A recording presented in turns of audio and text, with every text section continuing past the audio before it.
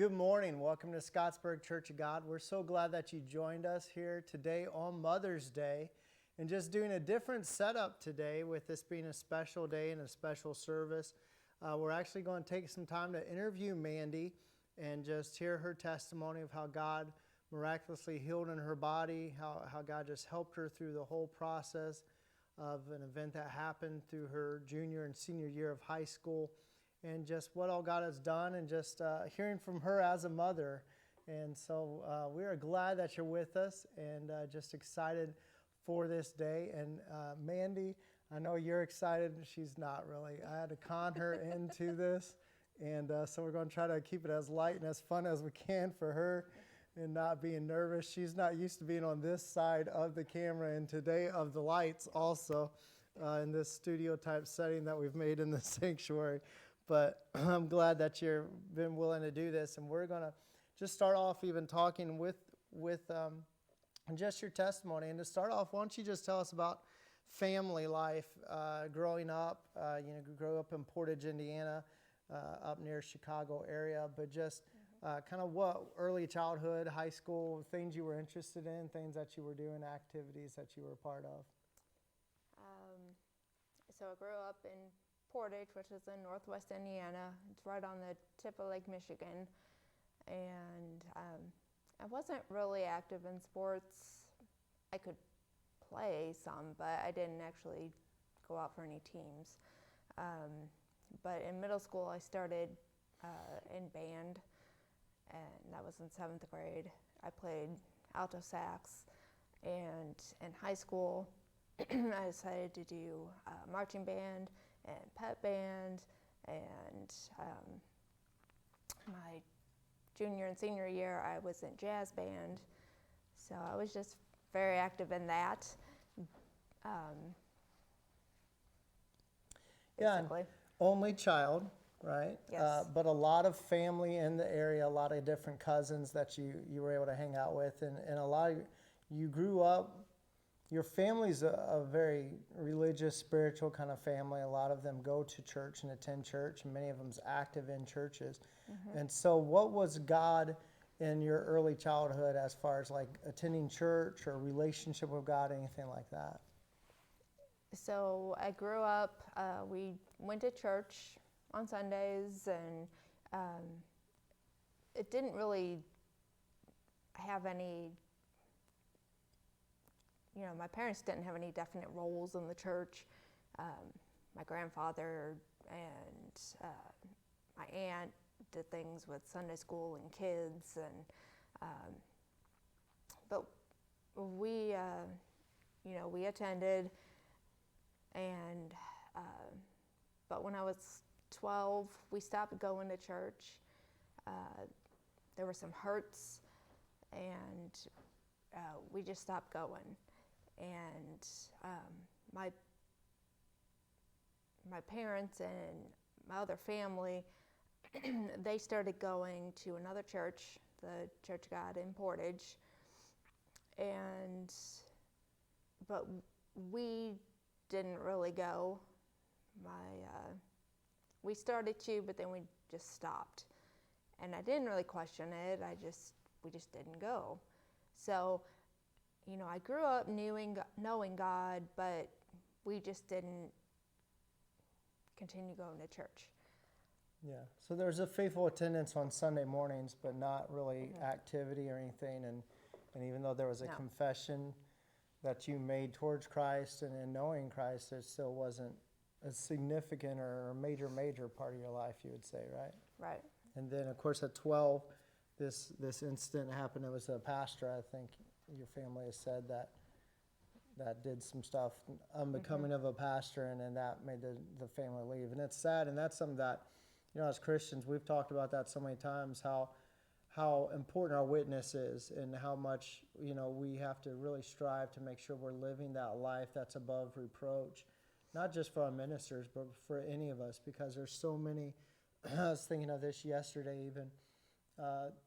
You talk to people who's left church, and there's very few who's going to be like, I was so tired of them talking about Jesus and the love of Christ and how he accepts me no matter what. It's usually a hypocritical thing of someone saying you need to change this, this, and this in your life, and nothing's different in theirs, or just actions and things that we can do so many times that run people off. And it's so important for our witness to be above reproach and to stay strong where people don't walk away from the church for human reasons. And so you guys stopped going at age 12. You went a little bit, but there's some other family members who was going to Central Avenue Church of God to get more active. But it was your junior year of high school, so you're 16, correct? Yes. Your junior year of high school, there's some things that started to occur physically, and just kind of talk to us through that process, some things that were happening there. I started having really bad headaches and a lot of dizziness, and I would throw up, and it started, and it was weird. It was always on Sunday for the first 2 months. It was just every Sunday. So we didn't really think anything of it. We just figured it was something because I was in marching band, and we would be gone most of the day on Saturday because we were doing contests. And so we were eating junk food all day, and then, I'd get home really Living late. on school buses. Yeah, and get home really late, and so I'd wake up in the morning and not feel well. And so we just figured it was something with that.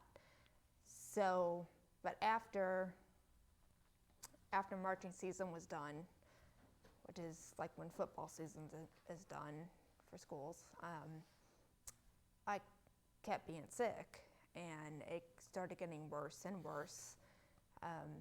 It would go to 2 or 3 days a week, and then eventually it got to being every single day. I had horrible, horrible headaches, and a lot of dizziness, where kind of like when you spin around real fast, you just fall down. That's how I felt. I was that dizzy. And just the nausea was very bad as well with all that. So you had that going on, and like you said, at first you thought it was just because of the strenuous life of a band member. I was in band at school too. We didn't do contests, but yeah, just trying to give some street cred to that marching band action. There was something that happened though during a school or state contest for jazz band. I think that really kind of said, okay, something serious here. This is more than sinus, because all the doctors were just saying sinus infections at times, right? So, Yes. So what was the incident that really kind of said, okay, we need to go check find some specialists, figure out what's really going on here, and what did those specialists really kind of diagnose, or doctors diagnose when you went? So, like Chad said, they kept telling me I had a sinus infection, and so they finally gave me some different medicine to see if it, helped. And I guess one of the side effects was vision problems. So on Saturday we had contests for jazz band, and while we were there, my vision changed. It was blurry, and then it went double. So, which was really bad, because trying to read music with double vision was really very bad. Luckily, I had most of the music pretty well memorized because we had gone over it so many times. So, but on Monday, we called the doctor, and he was like, oh, maybe it's just the medicine, since we just switched you. So just stop taking the medicine, and we'll see how you are tomorrow. And the next day I thought, well, when I got up in the morning, I thought, well, maybe it's better. And I went to school, but it was just as bad. Everything was double. Walking down the hallways at school, it looked like I was walking right into people. It was very hard. And so we went and saw the doctor again, and they looked in my eyes and said, "Oh no," they didn't actually say anything like that. They just said, "You need to go have an MRI tomorrow," because there was swelling back behind my eyes that they could see. And so the next day I went and I had an MRI, and I went home, started doing homework, and they called us back to the hospital. And when they called, I think they told my dad what was going on, but he, of course, didn't tell me or my mom. He just said, they think they may have found something and they need to do some more tests. So we went back to the hospital, and that's when we found out what was going on, and that they had actually found a spot in my brain. And so you were diagnosed with a brain tumor, and what was that? I know there's the medical terms you're going to give us now or whatever, but kind of where the placement of that, what it was affecting in your brain. You just tell us on that. So it was, and the diagnosis didn't come until after I had surgery to have it removed, but it was a grade 3 astrocytoma, and it was at the base of the third ventricle, which the brain has different ventricles, and where there's fluid that runs through your brain and down your spinal canal and back up, and it goes around and around until the body absorbs it. Well, this tumor was blocking that drainage. Yeah, it was blocking that tube, that area where it went through. So it was causing a big backup in my head. So my whole head was swelling, and that's what was causing the horrible headaches. And it started causing vision problems because of where it was at. And so the next day, I talked with a neurosurgeon, and he said, well, we're going to put in this thing called a VP shunt to drain the fluid off. And so they did that afternoon, and I felt better, not right when I woke up. I had some problems still, but after I recovered after a couple of days, then I felt totally normal again. Now, you've talked about some surgeries that you went through. You also went through chemo, correct? Mm-hmm. And your senior year picture, I know I've seen it. We didn't have one at home to kind of throw up today, but your senior year picture, you're actually wearing a wig because your hair is falling out from the chemo. So this started your junior year and went all the way through your senior year, correct? Like your final chemo was after you graduated high school, correct? It was right after I graduated. So obviously, I mean, for anyone at any age, this is a scary thing. But being 16 years old and going through it had to just be like end of the world level, I would imagine. But just kind of share with us some thoughts on that, as like fears that you may have had, things you may have been proclaiming even then or thinking then. Any thoughts about God that you had during then? I mean, it's been 12, your family's, knows about God and believes in God, but you're not attending church right now or anything. So any aspect, where were you as far as just kind of those emotions, and what were you using to even deal with these things or kind of handle this seriousness going on in your life? So it was really hard, and after I had surgery to have the tumor removed, I started chemo, and the chemo was really strong chemo because they figured, well, you're young, so you can handle a lot more than an older person could handle. So they gave me a lot of chemo, and some were kind of newer drugs, weren't they? Or it was kind of a trial thing, just to see if the different combinations would work better. But I would get so sick, from it all. I would right away, I would just a lot of nausea and vomiting, and of course my hair fell out, and I was just very sick. And the week after I took the chemo, then I would have to go back in the hospital because all of my blood counts would drop to almost nothing. I had no immune system. I could barely walk. I didn't have many platelets in my body, so like I would go up to the hospital in Chicago to get a blood transfusion because I was so weak and anemic, and they wouldn't let me leave because my platelets would be so low, and they're like, well, if you're in a car accident, you'll die because you're just gonna bleed to death. So I'd have to go up to the hospital for a few days the week after I got the chemo. And the very first time I took the chemo, because my white count went so low as well, I caught a cold from somebody, and I couldn't fight it off. My body didn't have the defenses to fight it off. So I had a fever, and they honestly thought I was gonna die. And even the next month when I went in for chemo, the oncology resident was like, I'm so glad to see you. We really were worried, and we didn't know if you were gonna make it.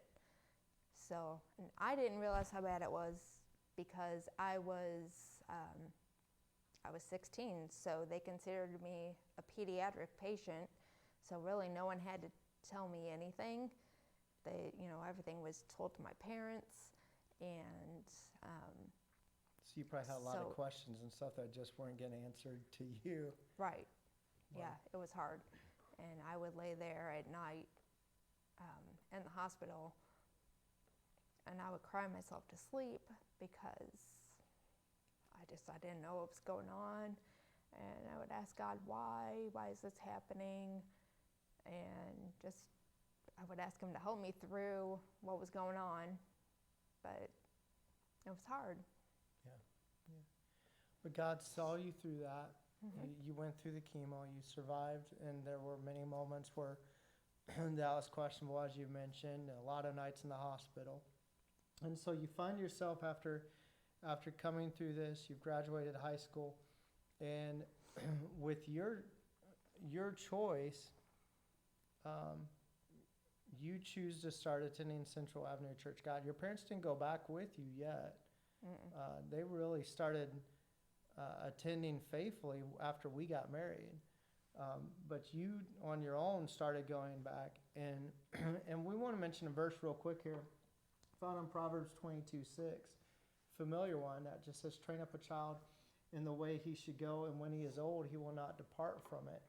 And so even though you guys had stopped going to church, I know we've talked about this, and I feel like the fact that your parents, until you were 12, you were regularly attending church. So there was that foundation there of God. And through your whole family, even family members of yours that are not serving God right now, there's still that mindset in them of God and that respect towards God that's been established in their life from your grandparents, from their parents. Mm-hmm. And I think that probably helped you get back to this point.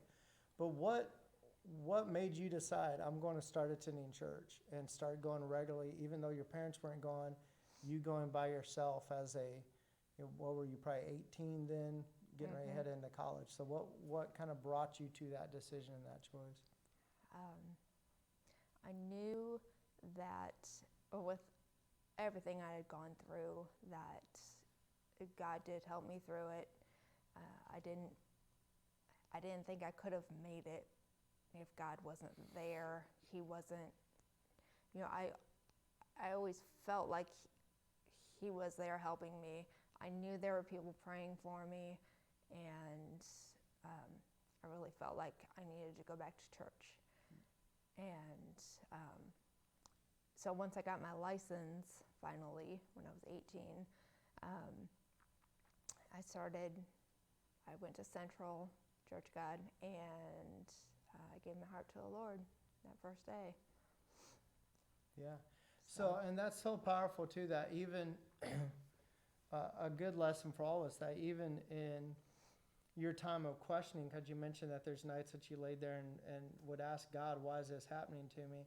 There's still this recognition that he was there. And even though it was medical doctors and different treatments and therapies and things that helped you get through this, you were still able to recognize that it was God still working through those doctors, through those things to bring about this healing and this treatment in your life. And that's such a powerful thing and so many times we miss that kind of stuff and don't recognize that in our life. But for us to find those God points and those God moments in our life, even when during the moment we may question God, the fact that we recognize that he's there and that without him it really would not have occurred. And you did that in your life at a young age. Turning 18, but still it's a young age for you to recognize that and do that in your life. And I know we've talked before, one thing that helped you going back to Central, which is something that I think as believers should keep in mind, is that even though you guys weren't really attending Central, you would still, during this time, get stuff from Central Church of God. And you knew people were praying there, and they actually sent you different things while you were in the hospital. And so that gave a connection that probably made it easier for you to go there instead of maybe going back to the church that you went to when you were 12 or finding some other place. I mean, I know where Manny's family lived in Portage, there's a couple ways you can drive to Central Avenue Church of God and pass by like 3 or 4 other churches. And there's a good Assemblies of God like right near the house even. Your grandmother was Baptist and faithfully attending her church. I mean, there's other options that you could have went to, but did some family being at Central, but also just the fact that they showed they cared during this time, even though you weren't really a member or even an attender. Did that help play into the fact and just talk a little bit that of them reaching out during that time? Yeah. Well, when I was going through chemo, they had sent me this big box, and I forget the name of the box, and it was full of little presents and a picture album full of people that were praying. They were praying for me, and all these different gifts that I could open one. They said open one a day, and I got to open one a day. It was a sunshine basket is what it was called. Just open one a day, just for just a little gift and something to just brighten your day and something to look forward to. So I really appreciated that, and and just having family there, it was easier to go somewhere where I knew people anyway, than to just go to some church that I didn't know anybody. So I went to Central, and that's powerful to think that the little things that we may even kind of figure or feels insignificant, how powerful and how much of an impact that can have on our life, and how that can just stick with us and be something that we remember years later of what happened in our life. Now it's in 1997.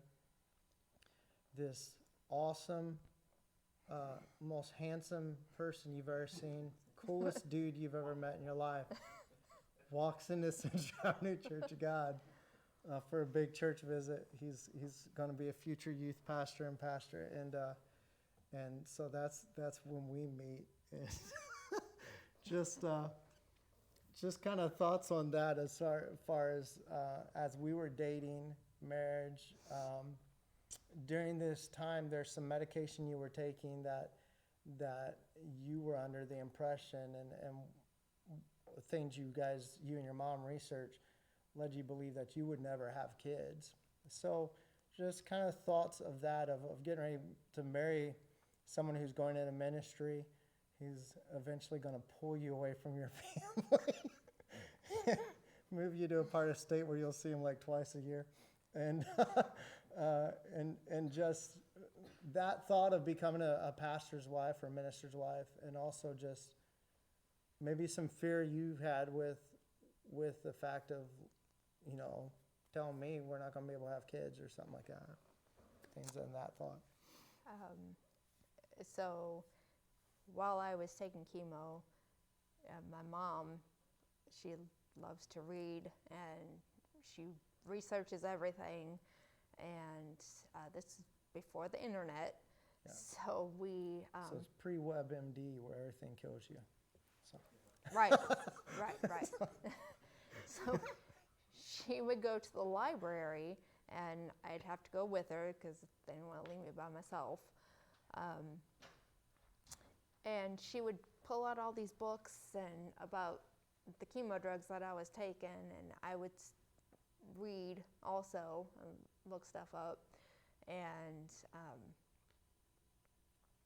one of the drugs I was taking, it's called Cytoxan, and it said real clear, if you take this, you will not have children.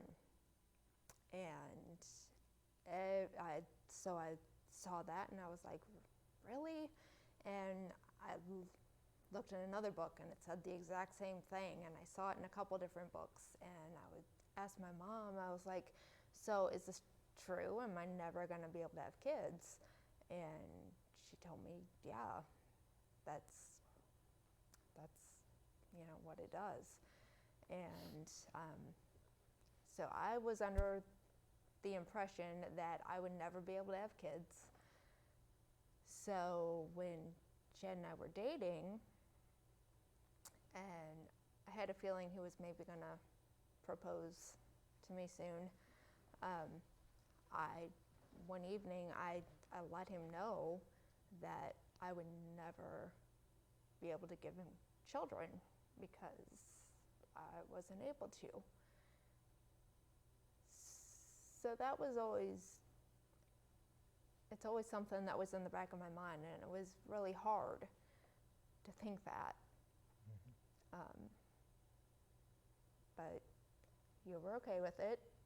Yeah. So we got married, and we had a couple times where we thought that you were pregnant, and I think it was 2 very significant miscarriages that we were I think one was a couple months, one was definitely 6 weeks. There's one, the hardest one was where we called our parents and gave them cards that we made for them to pick out the name they would have their grandchildren call them, and went out to dinner. And then I think the next week we lost the child, and that was a hard one. Mm-hmm. That was a hard one, and so we were, we'll hit just saying, but we had quite a few years of marriage, and I know for me personally, and then you can expound on this, and then we'll also share just this step of faith that you took in this believing that we could have children, because we found out with that obviously we could. You found out that wasn't a true statement of what you guys researched, because you were getting pregnant. Mm-hmm. It wasn't happening. So I want you to expound on that, or tell us that story of that step of faith. But I know, and you can share on this too, I know on my thought, on my side, in my mind, I was hitting a point of like, well, maybe we should start looking at adoption, because obviously we can't. And I know that's where I was. And so just kind of, where were you in it? Because we were probably, what was it, 5 years, 7 years before we had a child. Mm-hmm. So that deep into a marriage.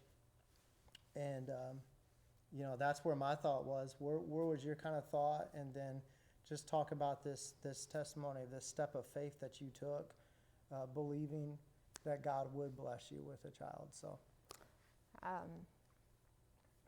I had the same thought he had, that, maybe, I had always thought, I'm not going to be able to have kids, so maybe we should adopt. And, but twice I had gotten pregnant, and I got pregnant, and then we miscarried. And it was pretty much right away, because you don't find out till you're probably 6 weeks along, and it was a week or two later I'd find out, I wasn't pregnant anymore. And my doctor, my OBGYN, he would say, well, that wasn't true, that you're not going to get pregnant, because you've gotten pregnant, so we know that's not true. You can get pregnant. And he told me about, there was a case there was a study that was done even about people praying. There was a group of people that were prayed for and a group of people that were not prayed for. And the ones that were prayed for, more of them got pregnant than the ones that were not prayed for. So he believed in the power of prayer. He believed in the power of prayer. Mm-hmm. Yeah. And, but. So take us that testimony of our church is looking to replace our pews with chairs in the sanctuary. Mm-hmm. And so we're trying to figure out how to pay for those chairs. And someone suggested if each family just buys however many chairs they need for their family, we could do the sanctuary. So with that in mind, you've got the checkbook. You're writing out that check, and what happened on that day for you and that step of faith? So she had stood up and said that if everybody pays for their own seat, this would get paid for. So I thought, oh, okay, that made sense. So I started to write a check for me and for Chad, because there's two of us. And something stopped me, and I heard a voice telling me to write a check for 3. And I was like, why, God, why would I write a check for 3? Because our money was a little tight anyway, and that was kind of hard because the chairs were expensive then. And but I wrote the check for 3, and God was like, you're writing a check for you and Chad and your baby. And so I hung on to that. I clung to that and believed that God had told me that I'm going to have a child. And it was actually just less than a year later that I had gotten pregnant. Yeah. So in 2008, or no, 2006, sorry, Jaden's born, and we found meanings for each of our children. And Jaden, we came across that meaning that said, God has heard. Mm-hmm. And then Samara in 2008 was protected by God, because with Samara, during that time of being pregnant and ultrasounds to see if everything's okay, they began to notice that Samara, one of her kidneys was not developing, and she would only be born with one kidney. And that was a scary time. And I remember for me personally on that, praying just a few times, and after praying once, just having this peace, knowing that God had everything under control. And when we looked for that meaning, for a name and a meaning, we came across a meaning, a definition and a meaning for the name Samara, meaning protected by God. And just said this is going to be her name, and proclaiming that her name is a statement of our faith, that God's going to protect her. And she's a great girl and fine and active in things. And then Eliana came in 2009, which Mandy picked out the name, God Has Answered. So she's like, we're done at 3. But God blessed us with 3 beautiful children, great children. And so as we just wrap up here, just some thoughts about that joy of being a mom, that thoughts towards mothers or responsibility that mothers have. And then I'll go ahead and list all three that we're going to end with, in however order you want to address them. And then just that thought, we know that there's people, Mother's Day is such a special day, but there's so many who may be coming across this or watching this, or some who's just sitting at home and not want to watch anything because mom wasn't the greatest, or mom's passed away. Or for some of you, you're at that spot we were at the first part of our marriage, wondering if you'll ever become parents. And so for so many of us, where Mother's Day can be this celebration, for many, it's a tough day. It's a difficult day. We've got friends like that who this isn't the easiest day because of whatever category they fall in there.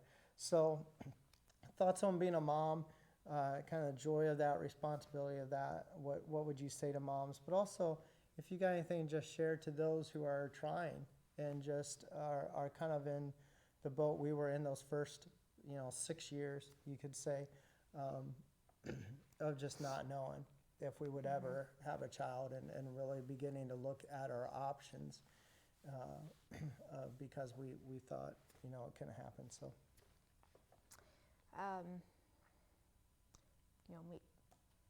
being a mom is wonderful. You're able to you have a baby that totally relies on you and trusts you, and as they grow, they still rely on you and trust you for different things, and you get to train them, you get to tell them what's right, what's wrong, and it's a total responsibility that God has given us when we have a child. And I just wanted to experience that, and it's great. It's a great time. And to those trying to have children, like Chad said, that it was 7 years before we could have a child. And I really believe just it's having faith and believing that God will bless you, but beyond just saying I have faith, we also have to actually show our faith, which that's, I believe, what I did with paying for chairs. Just saying, God, I know you can do this. I'm going to do something to show you how much I believe in you and how much I believe you can do this. Amen. Well, thank you, Mandy, for joining us. You did it, and I think I get to still live. So I think she feels okay. But we are so glad that you joined us today, and I hope that this has blessed you, has helped you in many ways. And even in this, to encourage you, whatever your testimony may be, it's so easy for us to hear testimonies and kind of think ours isn't significant, but every single one of us has a story to share. And I know right now, through this month, our denomination is trying to encourage each person who attends a Church of God to share their testimony and share their faith with someone through this month. So we encourage you to do that, and if it's you with your phone, if you have Facebook or any kind of social media, to just share that, or if it's writing it out, if it's finding people to testify and give that testimony with, we encourage you to do so, because you don't know. It can sometimes seem insignificant to you, but there's so many powerful moments of your testimony when you recognize what God's done in your life. And so we encourage you to do that and to be active in that. And we hope that this has helped and strengthened and encouraged you today. But we thank you for joining. We also always ask you to like, subscribe in our social media on Facebook, on YouTube is the two main ones that we're using, but like and subscribe on those. Follow us so you can have that notification and know when we are filming and when we're posting things.